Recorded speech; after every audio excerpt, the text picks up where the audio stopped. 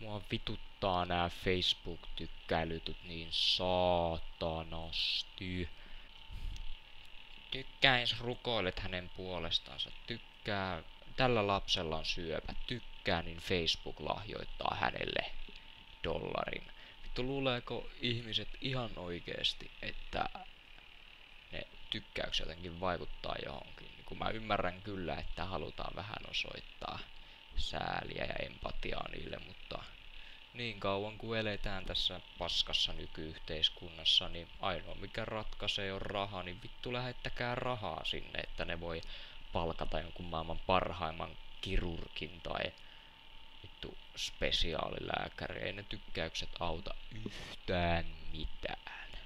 Kauankohan kestää, että vittu presidentinvaalitkin järjestetään jollain Facebook-tykkäys tulee, että siellä Niinistö ja Soini ja Haaviston kuvio, että tykkää tästä jos äänestät Niinistöä. Ja tässä niinku taas nähdään, että miten kusipäitä ihmiset oikeesti on, että kyllä Facebookissa voidaan kuvista tykkäillä, mutta ootappa vaan kun kysytään, että pistäpä vähän rahaa tai jotain muuta tällaista näin lahjoitettavaksi noille sairaille lapsille, niin ei muuten vittu keneltäkään irtoa ihan varmana. Tai sitten ne, että jaa tämä tai joku monsteri tulee yöllä sänkysi alta ja tappaa koko perheesi. Vittu.